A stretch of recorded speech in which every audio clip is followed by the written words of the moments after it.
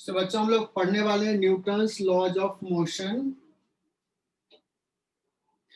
और मुझे अच्छे तरीके से पता है कि सबको आता है ये कि न्यूटन्स के कितने लॉ थे, 3। S equal to u t plus half a t square वाला नहीं।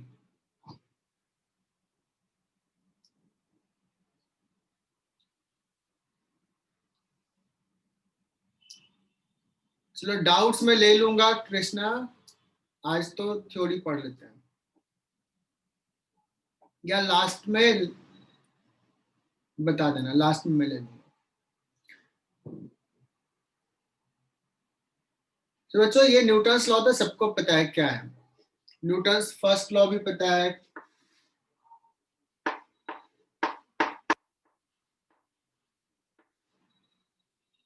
इससे मैं पूछूं Newton's first law.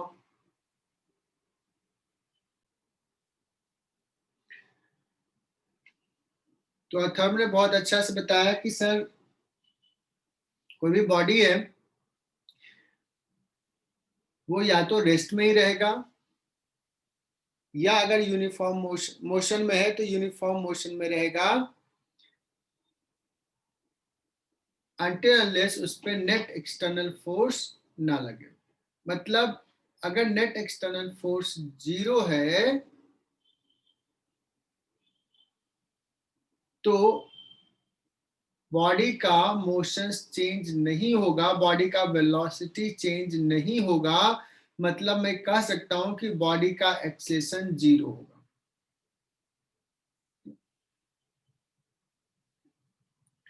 Yes Prathamesh, ये फर्स्ट लेक्चर है। तो जो अथर्व ने कहा इतना बड़ा लैंग्वेज जो याद करके जिसको लिख करके तुम्हें फुल मार्क्स आते थे, तो उसको मैं एक चीज लिखता हूं फर्स्ट लॉ को कि if net force acting on the body is 0 then acceleration of the body will be 0। क्या ये मैं लिख सकता हूं न्यूटन्स फर्स्ट लॉ को? जो तुमने इतने बड़े लैंग्वेज में लिखा बोला, क्या मैं मैथमेटिकली ये लिख सकता हूं अथर्व? क्या ये सब कुछ कह रहा है जो तुमने बताया? Yes sir. Newton's first law ये है, समझ में आ गया। अब मैं बात करता हूं कि तुमने तो अभी काइनेमेटिक्स पढ़ा है, अब एमआर वाले बच्चे भी ध्यान देना। एक्सलेशन जो है, किसी भी बॉडी का एक्सलेशन वो फ्रेम पे भी डिपेंड करता है।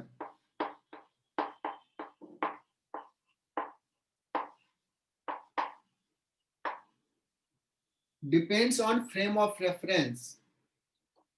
दैट मीन्स किसी बॉडी का एक्सलेशन किसी एक फ्रेम में 0 अगर होगा तो किसी दूसरे फ्रेम में 0 नहीं भी हो सकता है। अभी अभी रिलेटिव मोशन हमने पढ़ा है, किसी तीसरे फ्रेम में उसका कुछ और एक्सलेशन होगा।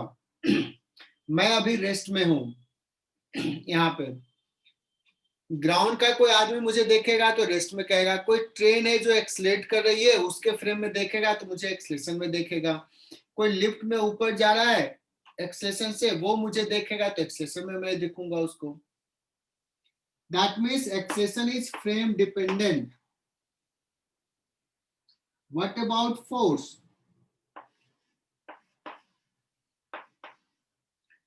Force is frame independent.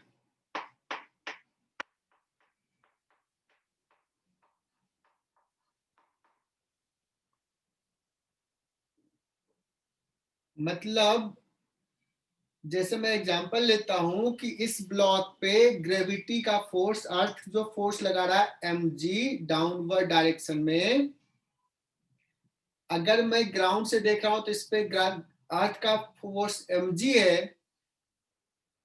किसी कार से अगर मैं देखूं जो एक्सलेट कर रहा है तो उससे भी अर्थ का फोर्स mg दिखेगा। मून पर जाकर के देखूंगा तो भी अर्थ का फोर्स mg दिखेगा। मैग्नीट्यूड वही रहेगा, डायरेक्शन भी वही रहेगा। तो मैं ये फैक्ट बता रहा हूं कि force is frame independent. Clear? तो अगर किसी बॉडी पे Yes. नेट फोर्स 0 है इस फ्रेम में, किसी पर मतलब नेट फोर्स 0 है, तो हर फ्रेम से उस पर नेट फोर्स 0 ही रहेगा, बट हर फ्रेम से एक्सेलेरेशन 0 नहीं है। तो न्यूटन साहब ने जो कहा कि अगर नेट फोर्स 0 है तो एक्सेलेरेशन 0 है, तो क्या ये सारे फ्रेम में वैलिड है? सर्टेनली नॉट, ये सारे फ्रेम में वैलिड नहीं है। Newton's first law is not valid in all frame of reference. तो ये किस फ्रेम में वैलिड है?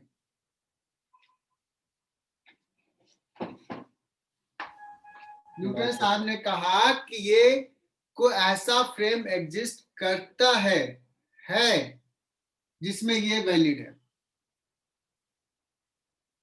इसे दैट कोई ऐसा फ्रेम है जिसमें ये वैलिड है, तो वो फ्रेम को बोलते हैं द फ्रेम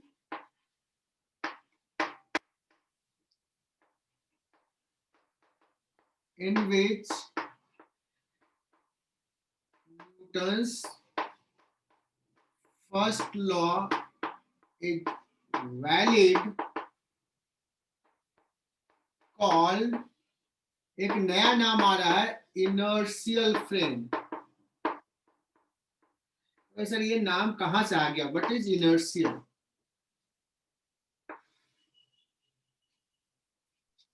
मास। यस, तो मैं समझाता हूं इसको। जो भी न्यूटन साहब ने कहा कि ये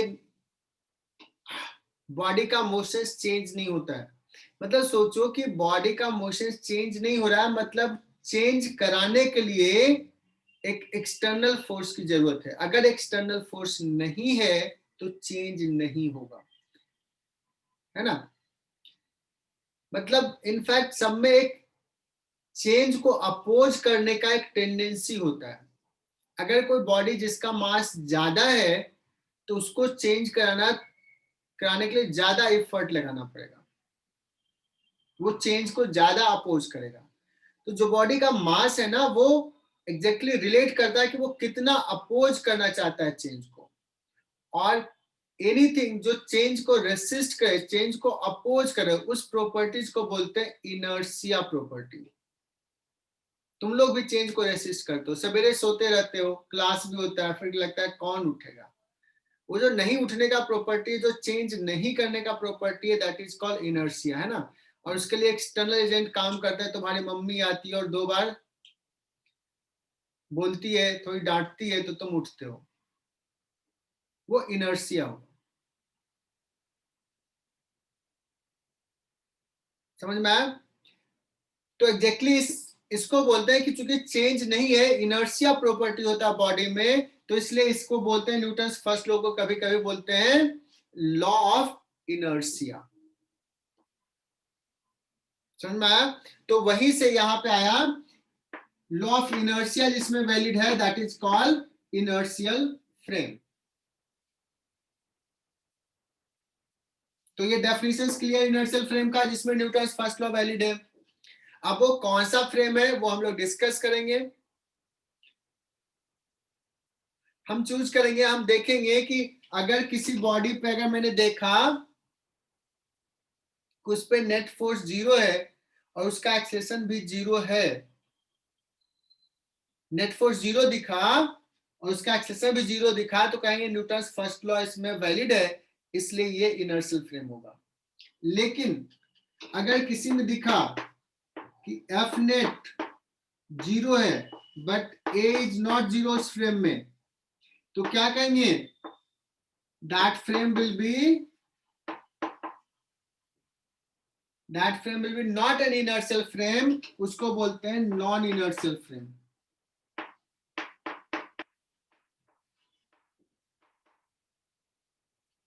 समझ में आया? क्या देखा मैंने? नेट फोर्स 0 दिखा और एक्सेलेरेशन क्या दिखा? नॉन जीरो कुछ है, तो कहेंगे वो फ्रेम इनर्शियल नहीं हो सकता है, वो नॉन इनर्शियल होगा, because Newton first law valid नहीं है। या कोई कहेगा कि सर मुझे ना एक्सेलेरेशन उस बॉडी का 0 दिख रहा है बट एफ नेट 0 नहीं है, तो ये भी न्यूटन फर्स्ट लॉ इनवैलिड हो गया उस फ्रेम में। एक्सेलेरेशन 0 है बट एफ नॉट नॉट 0 है, तो भी कहेंगे कि वो क्या होगा, नॉन इनर्शियल। लेकिन कोई कहेगा कि एफ नेट नॉन जीरो है और एक्सेलेरेशन भी नॉन जीरो है, तब ये फ्रेम क्या होगा। तो अभी हम न्यूटन्स लॉ की बात से अगर देखें तो हम ये नहीं कहेंगे कि न्यूटन्स लॉ इनवैलिड है। न्यूटन्स लॉ तो क्या है कि अगर ये जीरो है तो ये जीरो है, या वाइस वर्सा, ये जीरो है तो ये भी जीरो होगा। तो इसमें ये नहीं कहेंगे कि ये नॉन इनर्शियल है। मैं इसमें कह सकता हूं कि ये इनर्शियल भी हो सकता है और नॉन इनर्शियल भी हो सकता है।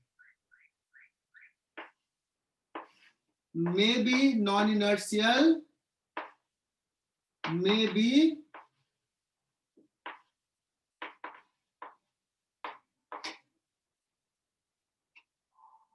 अगर ये है इनर्शियल, ये है नॉन इनर्शियल, ये है नॉन इनर्शियल, ये है may be inertial, may be non inertial, ये सफिशिएंट नहीं है। How the two are related, F net और ए कैसे रिलेटेड है, उसके अकॉर्डिंगली हम बताएंगे।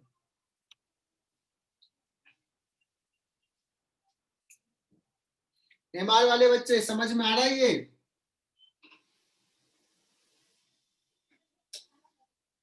गार्गी? हाँ सर। एक्चुअली ये 10th के लेवल से थोड़ा ऊपर हो गया। मैं भी बहुत ज्यादा नहीं परेशान करता हूँ क्योंकि ये सब थोड़ा सा ऊपर से निकल गया होगा। तुम सोचोगे कि सर आए बताया कि इंटरेस्टिंग होगा, ये तो समझ में नहीं आ रहा। मैं बात करता हूं क्या इनर्शियल फ्रेम है कौन सा।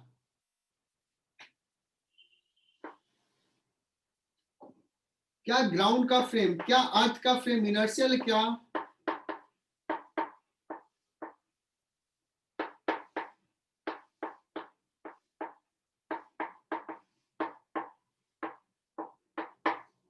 अर्थ फ्रेम इज इनर्शियल और नॉट? कौन सा फ्रेम इनर्शियल है? तो अर्थ के बारे में डिस्कस करते हैं। मैं क्या करता हूं, मान लेता हूं दिस इज योर अर्थ, और अर्थ के इक्वेटर पे एक ब्लॉक रखा हुआ है स्मॉल एम का, और इस पे mg का फोर्स किधर लगेगा? अर्थ पुल करता है ना mg से। मुझे लगता है सबको बच्चों को लग ही रहा होगा कि सर mg का फोर्स इधर लगेगा। कोई बच्चा हो सकता है कहेगा सर mg तो इधर लगेगा। कोई नहीं है ना ऐसा। अर्थ अपने तरफ पुल करता है, ऐसा नहीं कि नीचे गिर जाएगा। सो mg इधर लग रहा है बच्चों, और ये n इधर लग रहा है, और मैं यहाँ पे बैठ के इसको देख रहा हूं। मैं देख रहा हूं कि ये रेस्ट में है, मतलब इसका एक्सेलेरेशन मैं देख रहा हूं 0 अर्थ में बैठ करके। अब समझना इसको, स्पेशली एमआर वाले बच्चे इसको रियलाइज करेंगे। मैं देख रहा हूं इसका एक्सेलेरेशन क्या है, 0 है, और इस पे फोर्स कौन सा, n इधर और mg इधर। If n is equal to mg,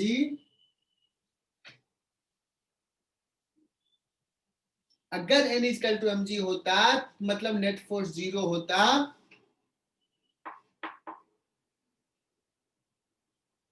then earth frame, अगर n इक्वल टू mg हो गया, एक्सेलेरेशन 0 देखा, मतलब न्यूटन्स फर्स्ट लॉ वैलिड हो गया, then earth frame will be inertial. भाई एनी हाउ तुम n निकालो, भाई एनी हाउ सम टेक्निक से तुमने mg निकाल लिया,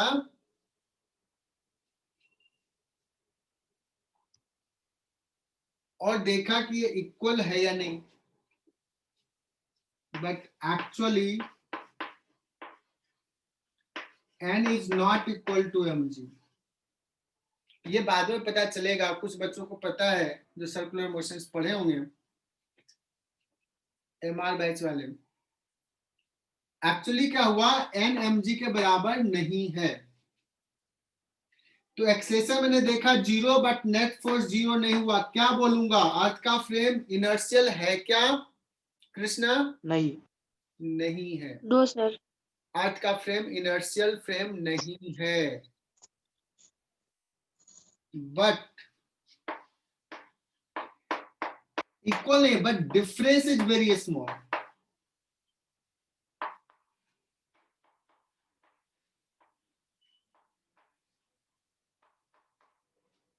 जो डिफरेंस है ना एन और एम जी का, वो बहुत ही कम है, बहुत छोटा। मतलब एन सपोज 10 न्यूटन है, तो एम जी 10 से थोड़ा सा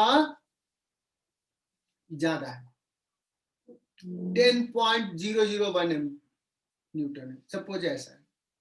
मतलब लगभग बराबर है, मतलब लगभग नेट फोर्स जीरो है, not exactly zero but almost zero है। समझ में आ रही बातें?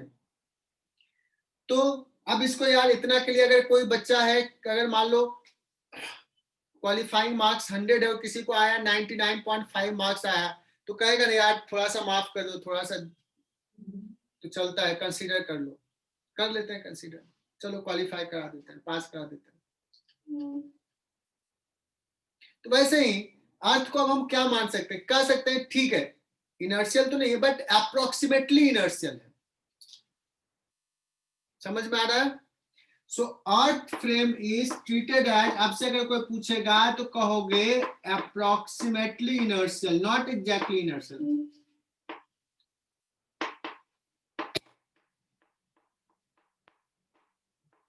सारे बच्चे अपने नोटबुक में लिख लें, मेडिकल में तो ये पूछ देता है। तो न्यूटन्स लॉ, फर्स्ट लॉ हमने बता दिया, और अथर्व ने मुझे हेल्प किया था, बहुत बढ़िया अथर्व।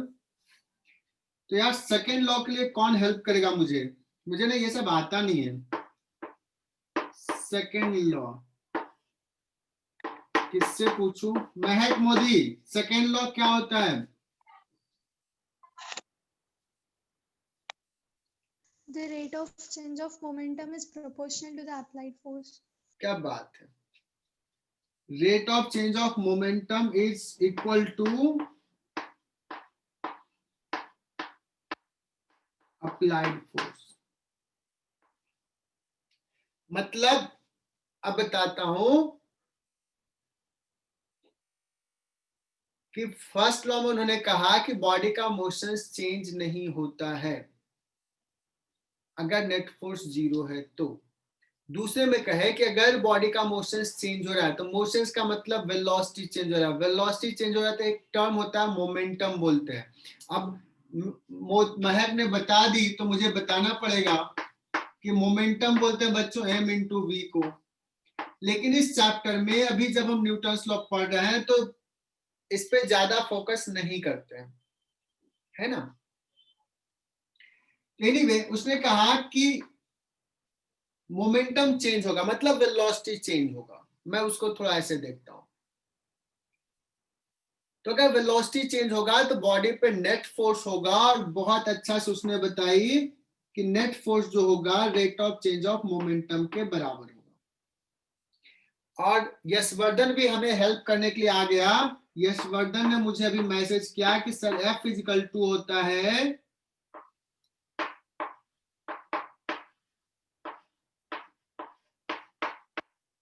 m को हम बाहर ले लेते हैं और dv बाई dt लिख देते हैं, और dv बाई dt को हमने पढ़ा है a। तो मैं इस वर्तन की बात मान लेता हूं, जो महक ने बताई उसी को मैं थोड़ा मॉडिफाई करके ऐसे लिख दिया। लेकिन महक सही बताई थी, न्यूटन साहब ने यही कहे थे ओरिजिनली, बट उसको थोड़ा मॉडिफाइड वर्जन में मैं पढ़ रहा हूं, थोड़ा सिंपल वर्जन में पढ़ रहा हूं। तो F इजिकल टू ma। तो सेकेंड लॉ हो गया। तो सर ओरिजिनल कौन सा ये है, इसमें ज्यादा इंफॉर्मेशन है। यहां से यहां लिखने से मैं m को बाहर ले लिया, मतलब मैं मान रहा हूं कि मास कांस्टेंट है, तभी ये लिखेंगे, तभी ये स्पेशल केस डिस्कस कर रहा हूं। ये आ गया। तो ये सेकेंड लॉ है। इसमें एग्जैक्टली क्या क्या है सुनना। सेकेंड लॉ सेज दैट अगर नेट फोर्स होगा तो बॉडी में एक्सलेशन होगा। और वो रिलेशन कैसे होगा, तो net force is equal to mass into acceleration. अगर इस रिलेशन ऐसा होगा, क्या ये लॉ सारे फ्रेम में वैलिड है क्या? एफ तो होता है फ्रेम इंडिपेंडेंट, एक्सेलरेशन होता है फ्रेम डिपेंडेंट। अलग फ्रेम में अलग एक्सेलरेशन हो जाएगा, लेकिन ये तो हर फ्रेम में सेम है। तो क्या this relation is valid in all frame of reference?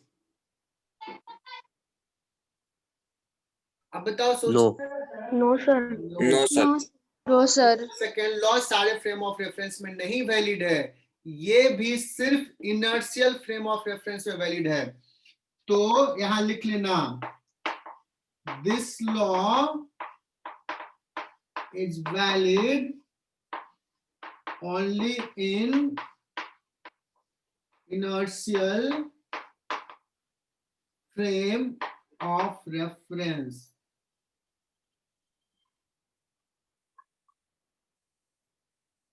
कौन सा इनर्शियल होगा, कौन सा नॉन इनर्शियल होगा, ये कैसे पहचानेंगे मैं बताऊंगा, लेकिन थोड़ा बाद में थोड़े हम बातें कर लेते हैं बेसिक। तो न्यूटन सेकेंड लॉ हमने बता दिया।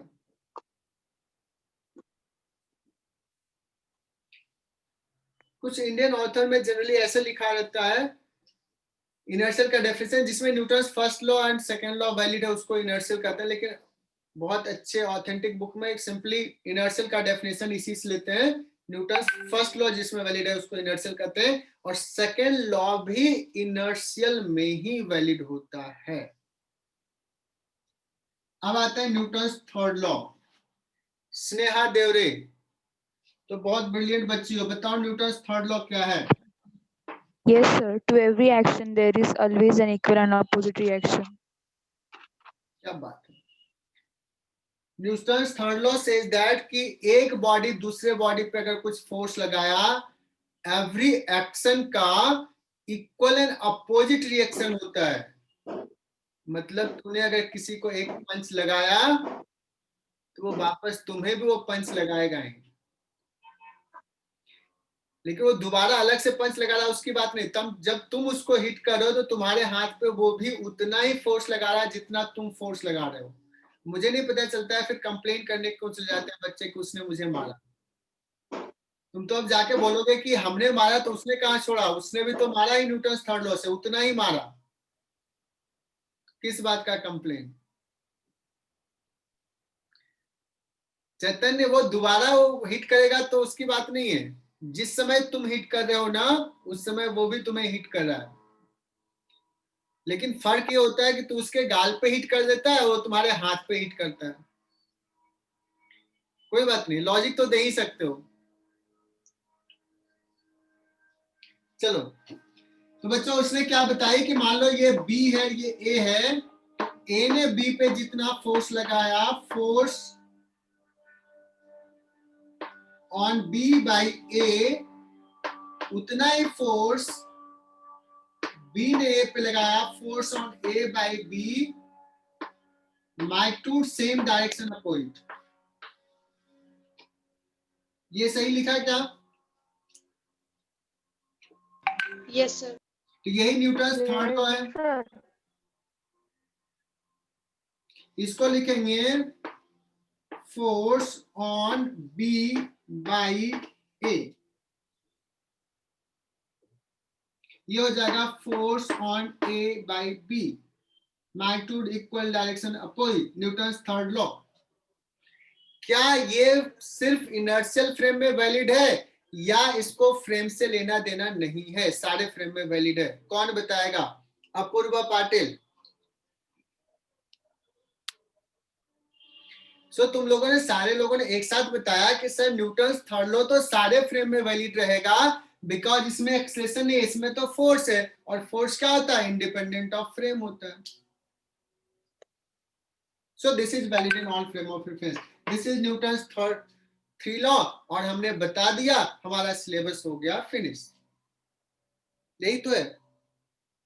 10th में क्या इससे ज्यादा पढ़ाया जाता था? इतना भी नहीं बताया जाता था।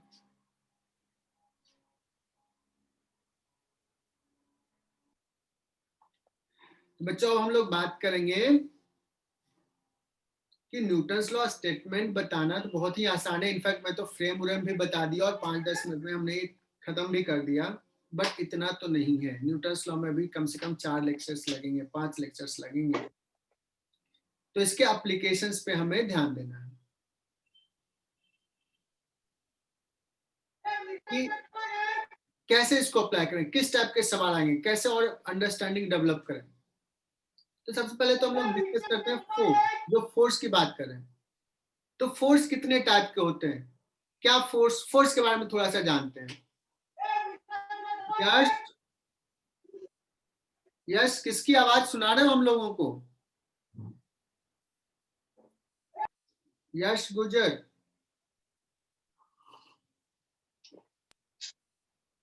सॉरी सर, गलती से हो गया।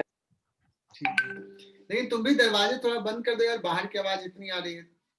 हमारे से हमसे तो ज्यादा तेज वही बोल रहा था पीछे से।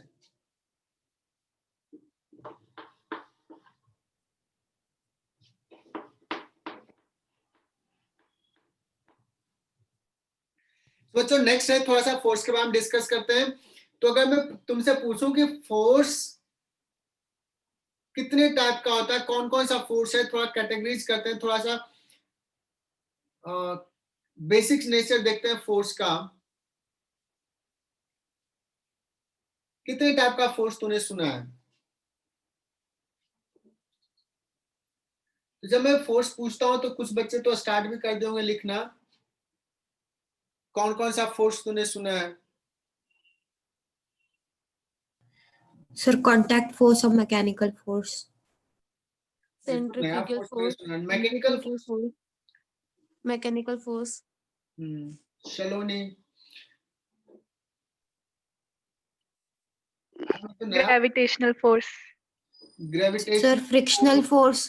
फ्रिक्शनल फोर्स, टेंशन का फोर्स, और normal force, nuclear force, normal force, nuclear force, electromagnetic force, electromagnetic force. बहुत बढ़िया। Strong force, weak force. Contact force, weak force, क्या बात है, तुम लोग तो बहुत पढ़े हो यार। बच्चों बेसिकली जितने भी फोर्स तुमने बताया उसको ब्रॉडली 4 बेसिक कैटेगरीज में बांटा जाता है।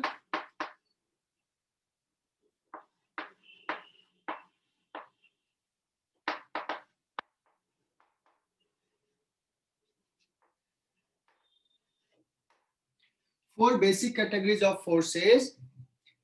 First is gravitational force. Second is called, जितने भी फोर्स तूने अभी बताया जो कॉमन लाइफ में एक्सपीरियंस करते हो, समझना इसको। स्प्रिंग फोर्स, मस्कुलर फोर्स, हर्सल ने लिखा है, फ्रिक्शनल फोर्स, टेंशन का फोर्स, जितने भी फोर्स कॉमन लाइफ में एक्सपीरियंस करते हो other than gravitational, all comes into categories of electromagnetic force. अभी बी बैच में मैंने पढ़ाया तो एक बच्चा परेशान हो गया। बच्चों सबका जो नेचर है, सबका जो बेसिस है कि कैसे इंटरेक्ट कर रहा, बेसिक प्रिंसिपल वो इसी पे है। इलेक्ट्रिक इंटरेक्शन, मैग्नेटिक इंटरेक्शन से ही रिलेटेड है। तो मैं बहुत ज्यादा डेप्थ में नहीं जा रहा हूं, बस बता दे रहा हूं, समझा दे रहा हूं।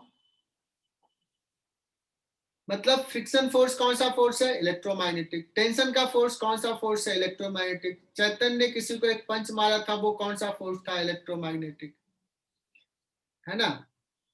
इनफैक्ट केमिकल रिएक्शंस में जो फोर्स लग रहे हैं, जो केमिस्ट्री में अभी पढ़ा रहे होंगे तुम लोगों को, स्वप्निल सर, रिएक्शंस हो रहा है, चाहे मोहित सर, बॉन्ड ब्रेक हो रहा है, ये हो रहा, वो भी इलेक्ट्रोमैग्नेटिक ही है, उस लेवल का भी फोर्स। अदर देन ग्रेविटेशन सारे forces comes into category of electromagnetic. लेकिन कहोगे सर तो 2 किसके लिए लिखे हो, ये 4 के जगह 2 पे ही क्यों नहीं निपटा दिए? बच्चों 2 और फोर्स है। One is called nuclear force, या इसको पहले ऐसे लिख देता हूं, स्ट्रॉन्ग फोर्स, या इसी को बोलते हैं न्यूक्लियर फोर्स। और कहोगे ये स्ट्रॉन्ग फोर्स है कौन सा? आपने तो सबको मान लिया था इलेक्ट्रोमैग्नेटिक में। बच्चों एटम के अंदर न्यूक्लियस, एटम के अंदर न्यूक्लियस कितना छोटा, यू नो दैट?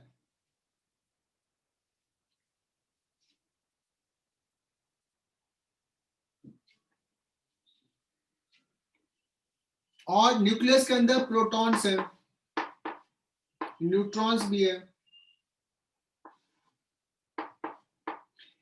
तो ये प्रोटॉन प्रोटॉन के बीच में रिपल्सिव फोर्स लग रहा है, रिपल्सन का फोर्स है।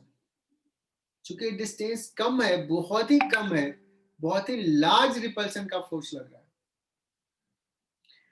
तो न्यूक्लियस को तो ब्लास्ट कर जाना चाहिए था, बिकॉज हाई रिपल्सिव फोर्स लग रहा है, इलेक्ट्रिक फोर्स, कूलम्स फोर्स। लेकिन न्यूक्लियस स्टेबल है। दैट मीन्स इस रिपल्सन को बैलेंस करने के लिए, और न्यूक्लियस स्टेबल है, हाईली स्टेबल है, उस फोर्स को बैलेंस करने के लिए एक फोर्स लग रहा है जो अट्रैक्टिव इन नेचर होगा, उसको बोलते हैं स्ट्रॉन्ग फोर्स। बहुत हाई मैग्नीट्यूड का होता है, स्ट्रॉन्गेस्ट इन नेचर, सबसे स्ट्रॉन्गेस्ट फोर्स। तो प्रोटॉन प्रोटॉन के बीच है, मतलब सब एटॉमिक पार्टिकल, एटम का भी छोटा, न्यूक्लियस के अंदर जो लग रहा है फोर्स, उसको बोलेंगे स्ट्रॉन्ग फोर्स। कॉमन लाइफ में हम एक्सपीरियंस नहीं करते हैं। अब बताओ सर, अब तो इतने लेवल तक चले गए, तो अब कौन सा फोर्स बचा? एक तीसरा टाइप का फोर्स है, अलग नेचर का फोर्स है, चौथा टाइप का, that is called weak force.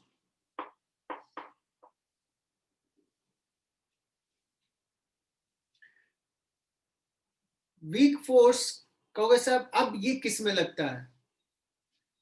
Strong force किस में लगता है बच्चों? प्रोटॉन प्रोटॉन में लगता है। किस में लगता है? न्यूट्रॉन न्यूट्रॉन में लगता है। और किस में लगता है? न्यूट्रॉन प्रोटॉन में लगता है। वीक फोर्स जो है, इवन इनसाइड प्रोटॉन, प्रोटॉन के अंदर भी कुछ चीजों से बना हुआ क्वार्ट्ज और ये सब, उसमें जो फोर्सेज लगते हैं वो है वीक फोर्स। एक प्रोटॉन न्यूट्रॉन में कन्वर्ट हो जाता है, न्यूट्रॉन प्रोटॉन में कन्वर्ट हो जाता है, ऐसा पढ़े हो, तो उस कन्वर्जन के लिए जो रेस्पॉन्सिबल है दैट इज वीक फोर्स। तो ये थोड़ा हाई फंडा हो जाएगा, डोंट वरी, इसके बारे में ये चार नाम याद कर लो। और मेरा ये पढ़ाने का सिर्फ एक ही मोटिव था कि ऐसे सवाल आ जाते हैं कि फ्रिक्शन फोर्स कौन सा फोर्स है, तो तुम कहोगे friction force is electromagnetic force, उस कैटेगरीज में आता है। गार्गी बताए sir weak force beta decay में काम आता है। बहुत बढ़िया बच्चों, ये हो गया स्ट्रॉन्गेस्ट इन नेचर।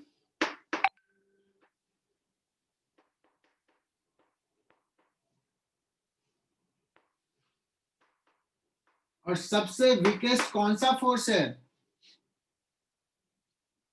कोई कहेगा सर वीक फोर्स नहीं, इससे भी वीकेस्ट है। Gravitational force. Gravitational force. Gravitational force weakest force. ये तभी इसका कुछ वैल्यू तभी दिखता है जब one of the interacting body is very very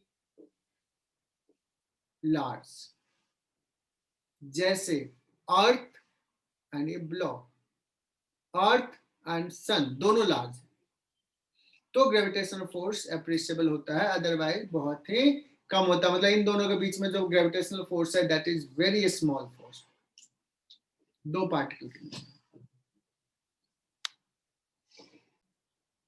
अभी तक हम लोग बस सिलेबस से बाहर की चीजें बता रहे थे, थोड़ा सा हमने इनर्शियल नॉन इनर्शियल बताया सिलेबस से। अब मैं बता रहा हूं कि जो समझना है, जो फोर्सेस तुम लोगों ने बताया, एक एक करके मैं डिस्कस करता हूं जो हमें अभी इस चैप्टर में यूज आएगा। ग्रेविटेशनल फोर्स, तो एक एक करके मैं एक्सप्लेन कर रहा हूं। पहला,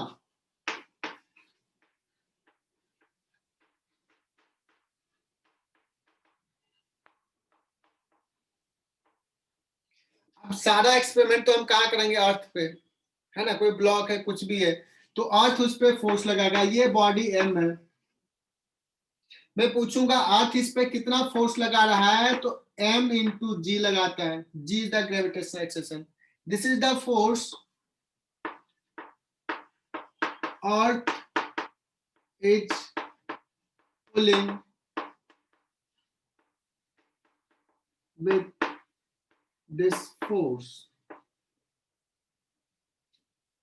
Earth will pull by this force m into g. M is the mass of the block. किधर होगा? Vertically downward. तो ये तो मुझे लगता है क्लियर हो गया। दूसरा फोर्स होता है बच्चों नॉर्मल फोर्स। मैं एक एक करके फोर्सेस बताता हूं, बेस तैयार कर रहा हूं। नॉर्मल फोर्स, जब भी दो सरफेस कांटेक्ट में होंगे तो एक सरफेस दूसरे सरफेस पे एक फोर्स सरफेस के नॉर्मल डायरेक्शन में लगाएगा, उसको हम कहते हैं नॉर्मल फोर्स। जैसे ये ब्लॉक है और ये टेबल का सरफेस है, ये मोबाइल यहां पे रखा हुआ है, तो ये मोबाइल मेरे हाथ के टच में है, तो मेरा हाथ मोबाइल पे लगा रहा फोर्स, मोबाइल भी मुझे लगा रहा, छोड़ नहीं रहा है। तो ये क्या हो गया बच्चों? सरफेस के नॉर्मल। सो तुम लोग गेस करके बता सकते हो ये नॉर्मल फोर्स पुशिंग फोर्स होगा या पुलिंग फोर्स होगा?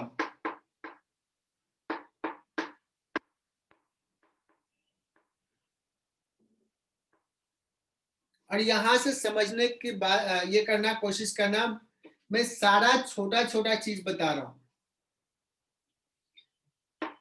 जो नॉर्मल फोर्स लिखा हो वो पुशिंग नेचर का होगा। यू कैन मैसेज, थोड़ा सा मुझे लगेगा कि इंटरेक्ट कर रहे हो,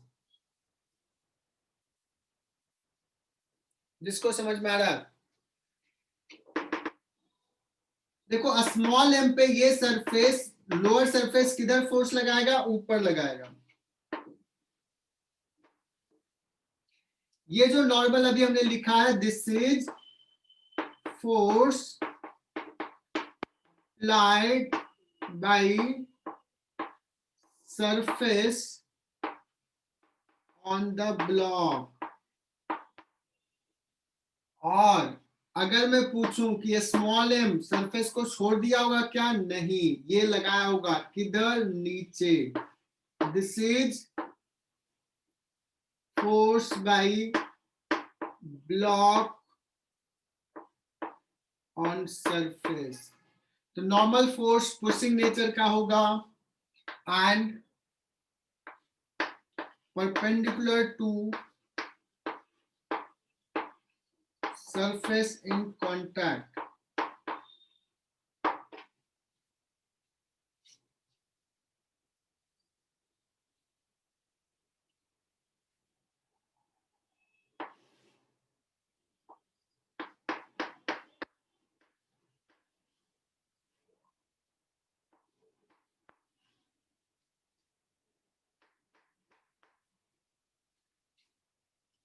अगर एक इंक्लाइन प्लेन पे एक ब्लॉक रखा हो, ब्लॉक पे ये सरफेस नॉर्मल फोर्स किधर लगा रहा है? अगर मैं पूछूं,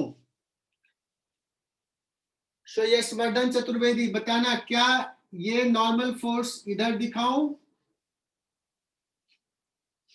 डायरेक्शन 1, या नॉर्मल फोर्स ये सरफेस किधर लगाएगा? Incline surface. Direction 2, which direction is correct? तो एक स्फीयर रखा हुआ है, इस पे अगर मैं पूछूं कि दो पॉइंट पे ये टच कर रहा है सरफेस को, एक यहां पे एक यहां पे, तो इस पे नॉर्मल कहां लगेगा? ये डायरेक्शन नॉर्मल फोर्स वॉल इस पे किधर लगाएगा? वॉल का फोर्स डायरेक्शन 1, या वॉल का फोर्स कौन सा, रेड कलर वाला होगा या व्हाइट कलर वाला? सर वो सेंटर की तरफ ही लगाएगा, फर्स्ट वाला। Vertical Sir, first. Wall on the sphere. White. First. White या रेड वन, कौन सा डायरेक्शन है? व्हाइट सब लोग बोल रहे हैं। Sir Red. व्हाइट फ्लैग मैंने कहा ना पुश करता है, पुश करता है मतलब इधर धक्का देगा, इधर पुश कर रहा है व्हाइट वाला। अब यही सब गलती करते हैं बच्चे ना, बाद में डायरेक्शन इधर इधर लिख देते हैं, इसलिए मैं इतना टाइम लेके समझा रहा हूं। ये भी किधर करेगा, पुश करेगा, चूंकि ये सरफेस का नॉर्मल है तो ये दोनों फोर्स सेंटर से पास करेगा, इजंट इट? Yes, sir. इस सरफेस का स्फीयर का नॉर्मल रेडियस के डायरेक्शन होगा, रेडियल डायरेक्शन में टुवर्ड सेंटर होगा, तो both force will pass through the centre.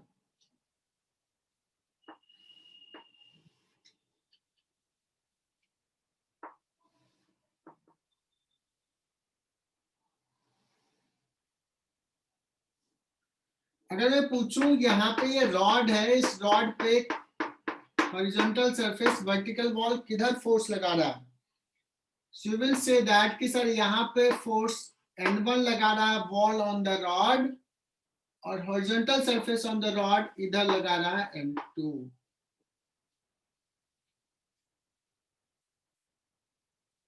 Clear?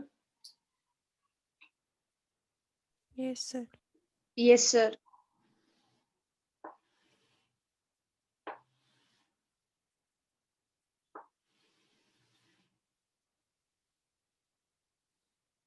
एक रॉड रखा हुआ है एक हेमिस्फेरिकल सरफेस पे, मैं पूछूं हेमिस्फेरिकल सरफेस इस पॉइंट पे किधर फोर्स लगा रहा है,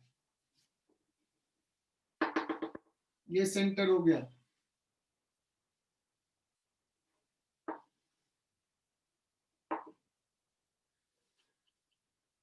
रॉड पे फोर्स किधर लगा है, तो रॉड पे सेंटर से away, this is the normal, और ये रॉड के भी परपेंडिकुलर होगा, यहाँ पे किधर लगा रहा फोर्स N2 इधर सरफेस के नॉर्मल।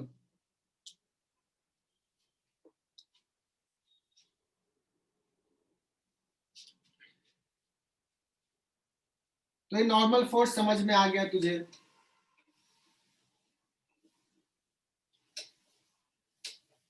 हमने 3-4 एग्जाम्पल ले लिए, अब आते हैं टेंशन का फोर्स।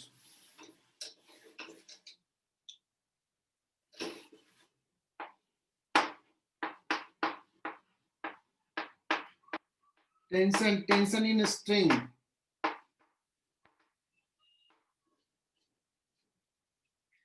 अगर एक आवाज क्लियरली पहुंच रही है तुम लोगों के पास, Yes, Yes, sir. sir. कि बोर्ड पे Sir. पढ़ा मतलब उस पे टैब पे, नहीं सर, गेम बोर्ड। सो स्ट्रिंग को पकड़ के तुम पुल करो, देखो स्ट्रिंग टाइट हो गया कि नहीं, स्ट्रिंग ये टाइट है, और अगर मैं पूछूं कि ये हुक पे किधर फोर्स लगा रहा है, स्ट्रिंग हुक पे बांधा हुआ है, अगर तुम ज्यादा फोर्स से पुल किए तो ये हुक को बाहर निकाल सकता है, मतलब हुक पे फोर्स जो लगा रहा है वो स्ट्रिंग वो ऐसा लगा रहा है कि नहीं? Yes, तो अगर मैं पूछूं कि स्ट्रिंग का जो टेंशन है वो स्ट्रिंग का टेंशन पुलिंग है या पुशिंग है, पुलिंग। pulling. सबको समझ Pulling. में आया क्या? It is a pulling force. Pulling force कौन सी बड़ी बात है यार, फिजिक्स कुछ बड़ी बात है क्या?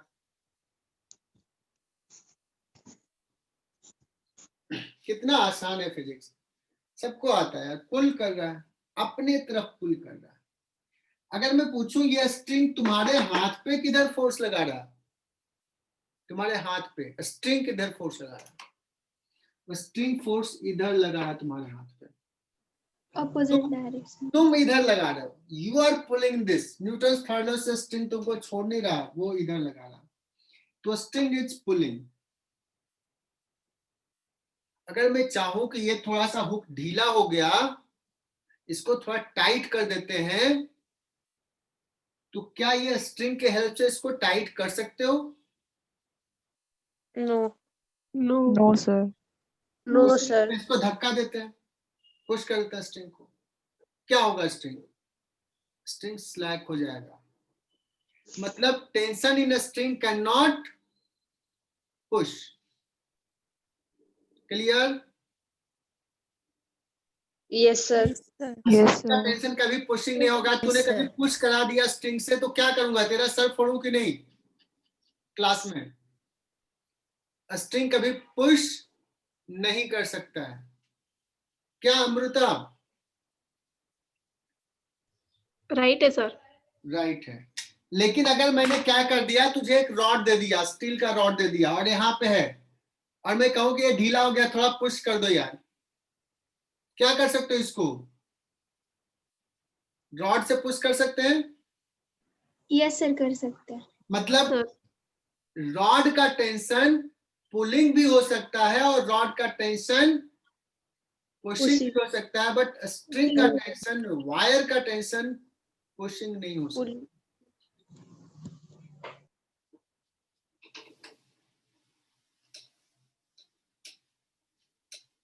तो मुझे लगता है कि तुम लोग ब्रिलियंट बच्चों, बहुत जल्दी समझ लेते हो।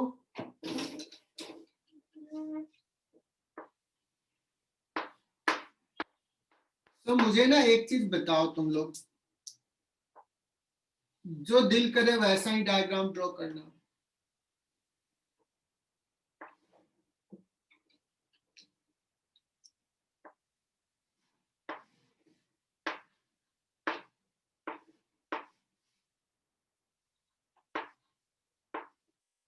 जब बात की है स्ट्रिंग का, तो बच्चों एक केस बताता हूं, आइडियल स्ट्रिंग।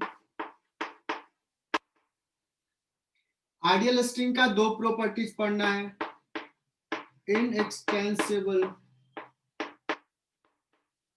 और मासलेस। मास नेग्लेक्ट करेंगे। और स्ट्रिंग अगर एक ही है, अगर ये कंडीशन है, तो tension will be same at every point on a string। अलग स्ट्रिंग हो जाएगा, टेंशन अलग हो जाएगा। सब मैं तुमसे पूछ रहा हूं, सारे बच्चे अपने नोटबुक में दिखाएं कि स्ट्रिंग का टेंशन M1 पे किधर लग रहा है, कैसा होगा? M2 पे टेंशन किधर होगा स्ट्रिंग का? पुली पे भी स्ट्रिंग टेंशन का फोर्स लगा है, तो किधर लगा रहा है? Draw it.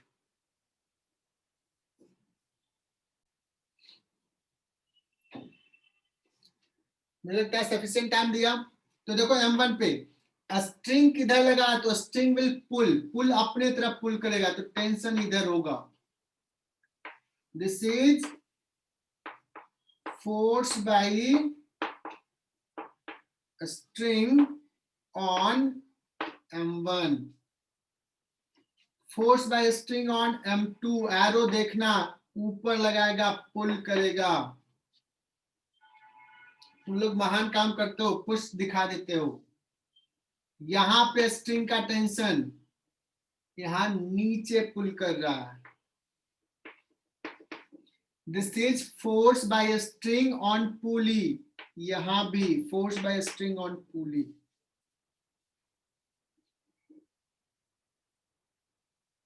सही दिखाया कि नहीं? हाँ सर। Yes, sir. ठीक है, तुम लोग बड़ा जल्दी जल्दी समझ रहे हो, एकदम अच्छा करना है बच्चों। तुम लोग ना थोड़ा सा ध्यान दे दो, मजा आ जाएगा फिजिक्स में, और लगेगा कि फिजिक्स ही बेस्ट चैप्टर है। बायो से ज्यादा मजा लगने लगेगा। किसी को लगता है क्या अभी?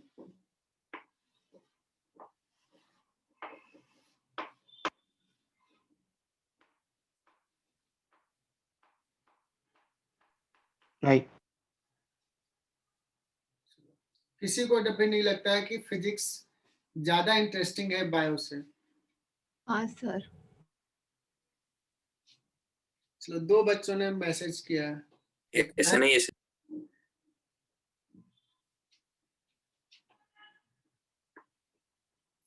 चलो, कुछ बच्चे तो जरूर, मैं प्रॉमिस करता हूं कि वेट करना शुरू कर देंगे फिजिक्स का लेक्चर कब है। इंटरेस्टिंग कुछ बच्चों को तो जरूर लगेगा। चलो, अगर मैं अभी कहूं कि स्ट्रिंग M1 पे किधर फोर्स लगा रहा है, तो बच्चों स्ट्रिंग पुल करेगा और अपने लेंथ के लॉन्ग पुल करेगा। देखो यहाँ पे स्ट्रिंग इधर है तो फोर्स इधर होगा, ऐसा ऐसा। M1 पे किधर होगा फोर्स स्ट्रिंग का, इधर पुल करेगा। ऊपर मैं कहूंगा कि draw tension force on M1, तो तुम्हें यही दिखाना है, ऐसा। कोई ऐसा नहीं दिखाएगा, कोई ऐसा नहीं दिखाएगा।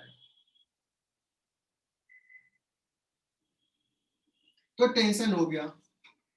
तीसरा, चौथा लेते हैं, इंपॉर्टेंट फोर्स है।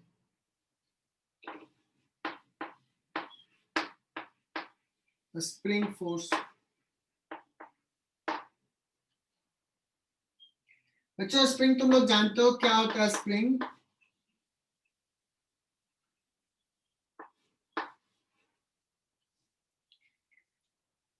स्प्रिंग का एक नेचुरल लेंथ होता है L।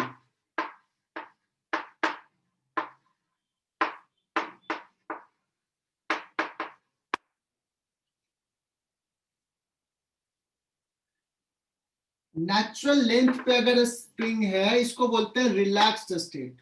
नेचुरल लेंथ में तो रिलैक्स्ड है। और उसको क्या करो, थोड़ा इलोंगेट कर लो। तो स्प्रिंग थोड़ा सा इलोंगेट कर दिए तो ऐसा शेप ले लेगा। ब्लॉक यहां आ गया, नेचुरल लेंथ से x इलोंगेट किए। मुझे पढ़ाने की जरूरत नहीं है, तुम लोग खुद बता दोगे सर स्प्रिंग ना इधर फोर्स लगाएगा, इधर पुल करेगा भी स्प्रिंग। और तुम लोग ये भी बताओगे कि सर थोड़ा सा इलोंगेट किया तो ये फोर्स छोटा होगा, ज्यादा इलोंगेट किया तो ये फोर्स ज्यादा होगा।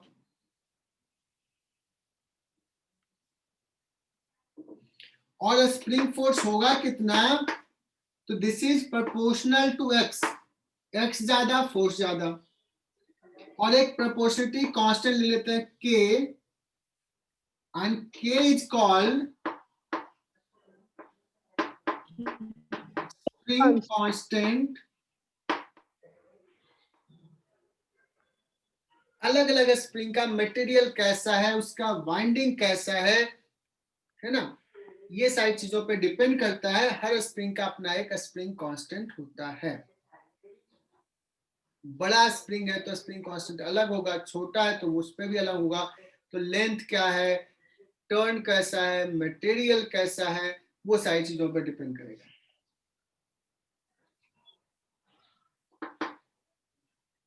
Force F equal to kx। कुछ बच्चे को दिमाग में आ रहा होगा सर कुछ तो लगता है गड़बड़ पढ़ा रहे हैं, मैंने तो पढ़ा F equal to minus kx, खासकर MR वाले बच्चे। ठीक है, मैं तुम्हारी बात मान लेता हूं, F equal to minus kx लिख लेता हूं।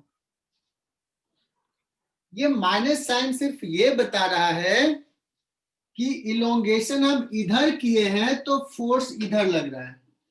दैट मीन्स डिस्प्लेसमेंट के अपोजिट डायरेक्शन में लग रहा है, इसीलिए ये force F equal to minus kx लिखा हुआ। समझा? लेकिन मैं स्ट्रांगली रिकमेंड करूंगा तुम्हें, तुम आगे फ्यूचर में F इक्वल टू kx ही लिखो, मैग्नीट्यूड ही लिखो। और डायरेक्शन तुम देख के बता दो कि डायरेक्शन इधर है कि इधर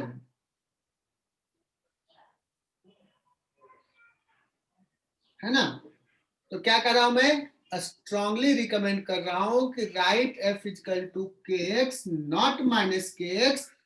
कोई पूछेगा कि F इक्वल टू क्या, तो कह दोगे माइनस kx। आगे मैं अभी फ्री बॉडी डायग्राम समझाने वाला हूं, लिखने के लिए कहूंगा तो ये F इधर भी दिखा दो और माइनस kx भी लिख दो तो वो गलत हो जाता है। एक ही चीज करो, so right magnitude and so its direction. MR वाले बच्चे clear? Yes, sir. Yes sir. F equal to kx लिखना है माइनस साइन बता रहा है, सिर्फ डायरेक्शंस के लिए है। एक्स क्या है? Elongation from natural length. कोई कहेगा कि सर अगर स्प्रिंग को मैं क्या कर देता हूं, ये नेचुरल लेंथ है, इसको कंप्रेस कर देता हूं, नेचुरल लेंथ से एक्स डिस्टेंस कंप्रेस कर दिया, तो ये थोड़ा ऐसा हो जाएगा, बाइंडिंग पास पास हो जाएगा। And you can realise that कि स्प्रिंग को कंप्रेस किए तो ये इधर फोर्स लगाएगा, और ये भी kx ही लगाता है। तो F इजिकल टू kx होगा, चाहे वो इलोंगेटेड हो या कंप्रेस्ड हो। फोर्स का direction opposite to elongation, opposite to x होगा, डिस्प्लेसमेंट होगा, मैग्नीट्यूड kx होगा। आई होप कि मैंने समझा दिया स्प्रिंग फोर्स। मिटा दूं? Yes, sir. सो अगर स्प्रिंग का फोर्स में पूछूं कांस्टेंट होता है या वेरिएबल होता है? तन्मय सिरोरे, तन्मय भाई कनेक्टेड हो या नहीं हो?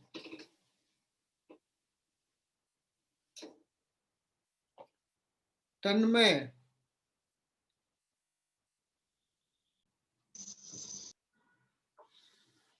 सो बच्चों स्प्रिंग फोर्स भी हमने बता दिया। अब आते हैं जो इंपॉर्टेंट चीज है, मैं अभी रोकूंगा नहीं क्लास, क्लास आगे बढ़ेगा। Application of Newton's law.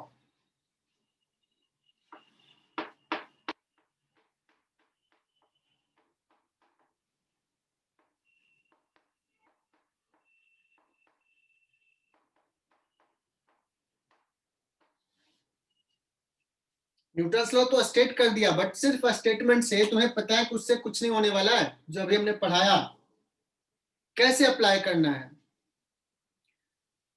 किस टाइप के सवाल आएंगे, उसको कैसे प्रोसीड करना है, वो बता रहा हूं। पहला पॉइंट मैं पहले एक सिस्टमेटिक तरीके से बता देता हूं, थोड़ा मोड़ा उसमें समझ में आएगी, और जब हम उस पे एग्जांपल्स लूंगा तो फिर क्लैरिटी आएगी। तो कोई क्लास आगे भी मिस नहीं करेगा। पहला स्टेटमेंट बच्चों, न्यूटन्स लॉ का एप्लीकेशन रहेगा, कुछ ब्लॉक्स रहेगा, कुछ सिस्टम होगा, 2-3 ब्लॉक होगा, स्फीयर होगा, ऐसा कुछ चीजें होगी, बॉडीज होंगी। तो सबसे पहले तो हमें ये डिसाइड करना है कि किस बॉडी के मोशंस को एनालाइज करना है,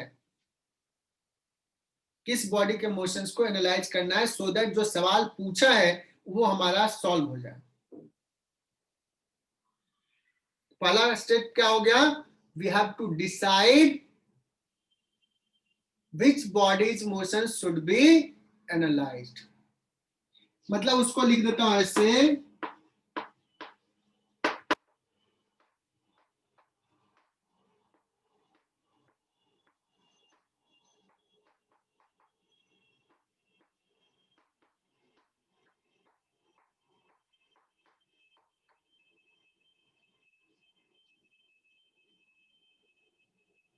चूज कर लिया।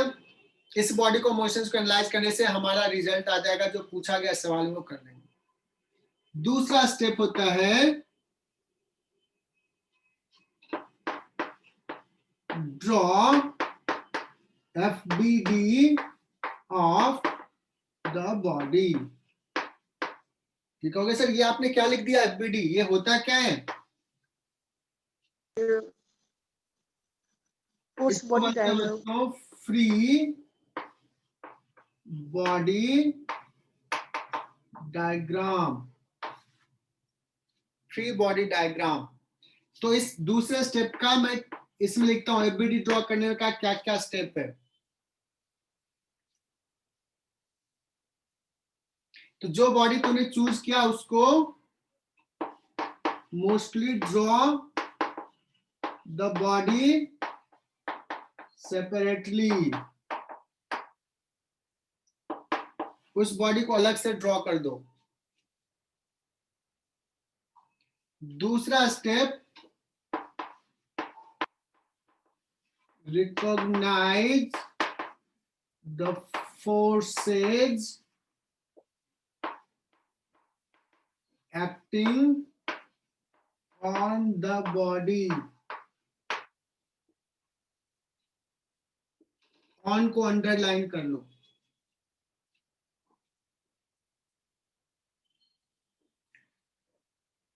हमें ये पहचानना है कि उस बॉडी पे कौन कौन सा फोर्स लग रहा है, क्या टेंशन का फोर्स है, क्या फ्रिक्शन का फोर्स है, क्या नॉर्मल रिएक्शन है, क्या mg लग रहा है, कोई एक्सटर्नल फोर्स लगा रहा है, क्या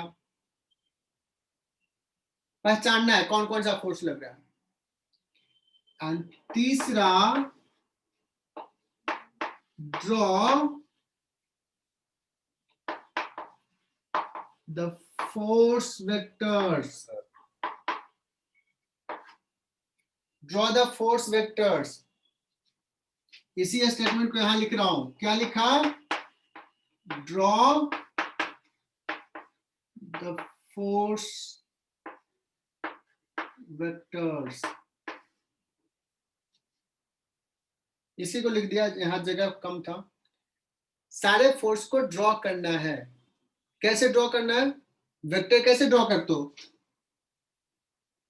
एक डायरेक्शन स्ट्रेट लाइन ड्रॉ करते हो, जिस डायरेक्शन फोर्स है एरो पुट करते हो, मतलब उसमें डायरेक्शन भी दिखाना है और मैग्नीट्यूड अगर पता है तो लिख देना है, नहीं पता है तो कुछ अननोन मान लेते हैं, n1 n2 f1 f2 kind of thing.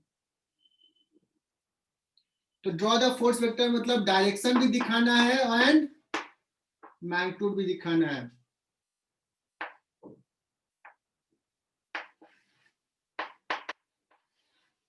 और यहाँ पे नोट लिख देता हूं,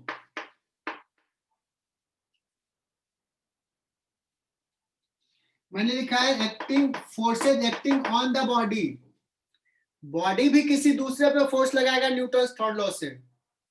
तो जब फ्री बॉडी डायग्राम ड्रॉ कर रहे हो तो नोट में लिख रहा हूं, डू नॉट ड्रॉ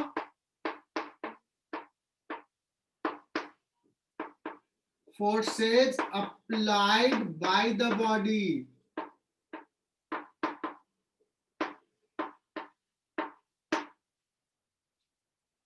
उस बॉडी पे लगने वाले फोर्स को दिखाना है, उस बॉडी कितना लगाया किसी में फोर्स उसको नहीं दिखाना है। देखो 3 बार रिपीट कर रहा हूं, हो सकता है कुछ लोगों को इरिटेशन हो रहा होगा, सर एक ही चीज बार बार बोलते हैं। एक बार भी कम से कम सुन लो। ये हो गया बच्चों हमारा एफबीडी। तीसरा स्टेप, पहला दूसरा, दूसरा में बहुत सारे स्टेप्स लिखे, तीसरा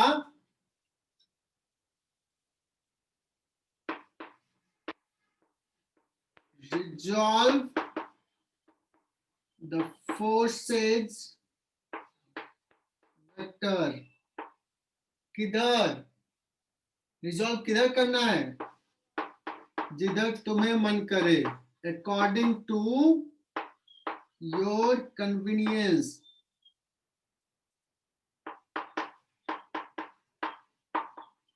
convenience, according to your convenience. अब ये तुम्हारा कन्वीनियंस कैसा होगा वो हमें टाइम के साथ पता चलेगा कि किधर रिजॉल्व करें तो हमें फायदा होगा, किधर रिजॉल्व करने से आसानी से सॉल्व होगा।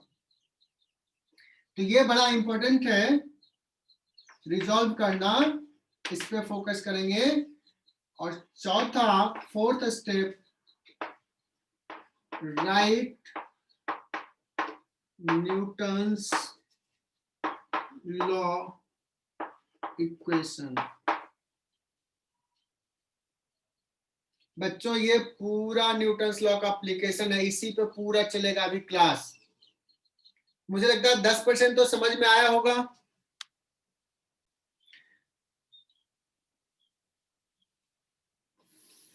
सो हम लोग अब कैसे एफबीडी ड्रॉ करते हैं वो देखते हैं, फिर पूरा न्यूटन्स लॉ का एप्लीकेशंस देखेंगे। पहले फर्स्ट लॉ का and then second law, third तो बताएंगे, थर्ड तो यूज करते जाएंगे एफबीडी में। तो बहुत ही सिंपल सा ले रहा हूं केस, कोई भी बच्चा एग्जिट नहीं करेगा जब तक मैं ना कहूं। 7-8 बच्चे तो चले गए हैं, अगर एग्जिट हुआ तो वापस आ जाना, ज्वाइन कर लेना।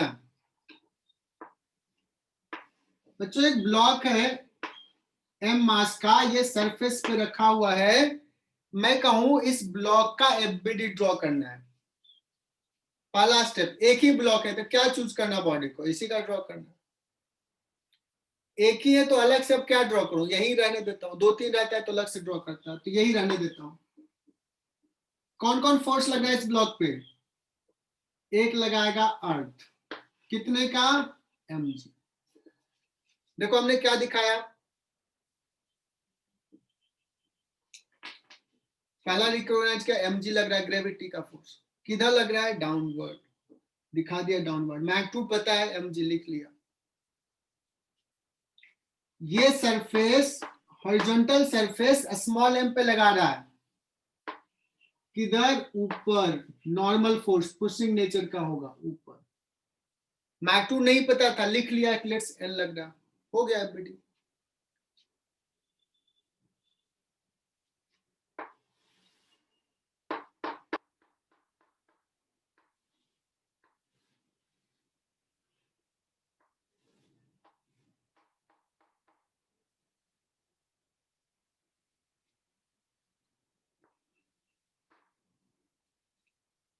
एक इंक्लाइन प्लेन पे एक ब्लॉक रखा है, मैं कहूं कि इस m1 का एफबीडी ड्रॉ करो, क्योंकि सर सिंपल सा है, अगेन एक ही ब्लॉक है तो यहीं पे ड्रॉ कर लेता हूं। व्हाट आर द फोर्सेज, मैं किसी से पूछूंगा,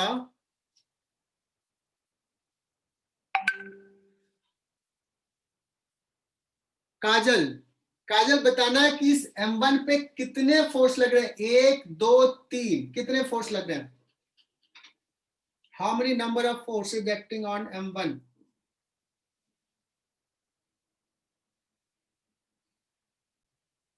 चलो मोस्टली सही बताए हैं, बट कुछ बच्चों ने गलत आंसर बताया। देखो फोर्सेज कौन कौन सा है, पहला ग्रेविटी का mg, दूसरा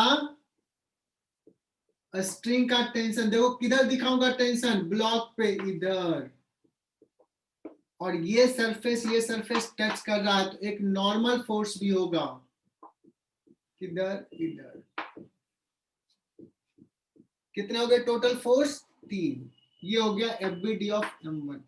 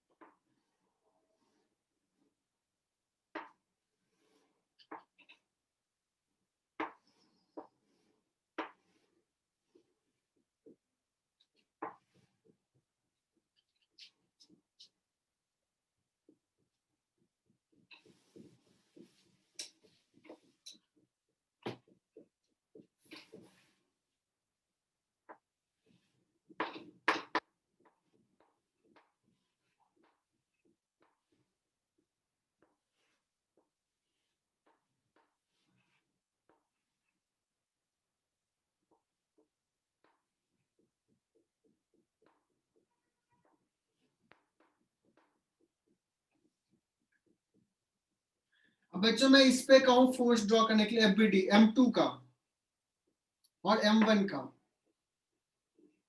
तो m2 का अगर एफबीडी ड्रॉ करने के लिए कहूंगा तो मैं यहीं पे दिखा रहा हूं, ऑल्दो तुम अलग से दिखा सकते हो ऐसे। m2 का दो ही फोर्स है, m2g एंड t1, एक स्ट्रिंग है टेंशन t1।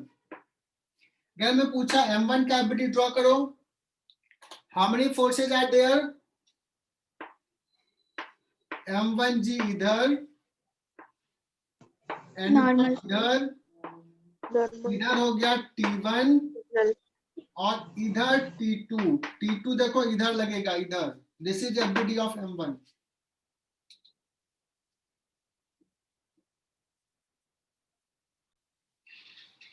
अगर इसका एफबीडी कह दिया है ड्रॉ करने के लिए तो 3 फोर्सेज mg एंड 2 एंड 1, ये हुआ स्फीयर का एफबीडी।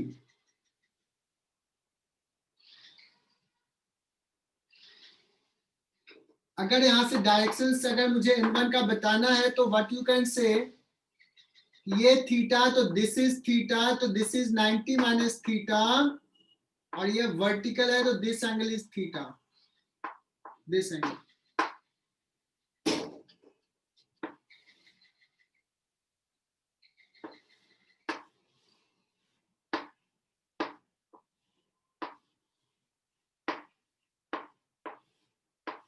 एमआर बैच सिंसियरली देखना, क्योंकि कुछ छोटी छोटी चीजें मिस करते हैं। तुम्हें लग रहा है ये सब तो आता है, फिर भी ध्यान देना है।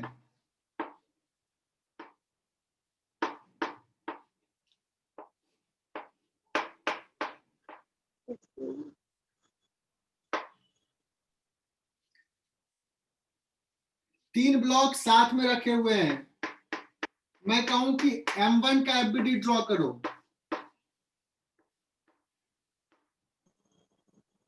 यहाँ पे कुछ बच्चे गलती करते हैं।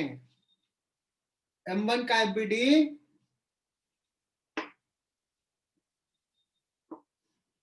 M1 जी नीचे,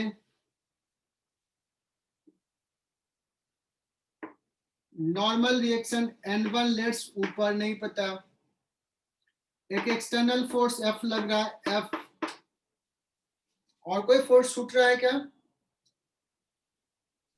कॉन्टैक्ट फोर्स। किसका?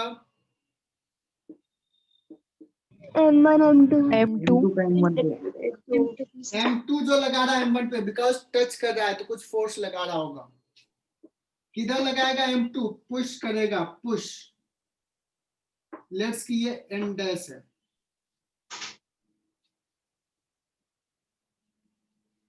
और कोई फोर्स छूट रहा है क्या?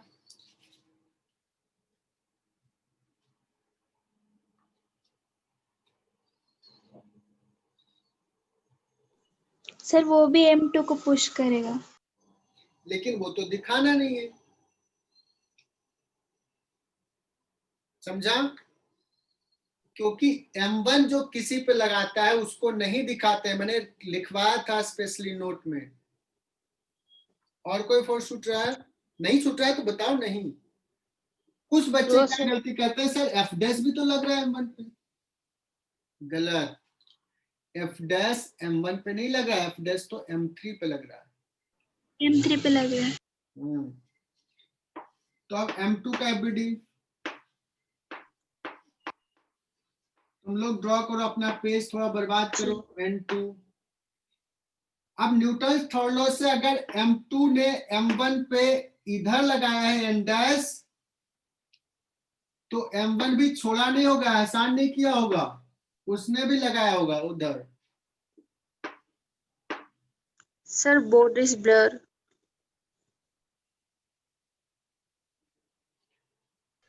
और M3 भी कुछ M2 पे लगाएगा, और वो सर बोर्ड ब्लर हो गए हैं। यस सर, बोर्ड ब्लर हो। लेकिन time will be finite, because जब कार यहां पहुंच गया तभी तक वो टर्न ले रहा था। आज का क्लास यही फिनिश करता हूं मैं। बहुत सारे बच्चे अभी भी पेशेंस रखे हुए थे।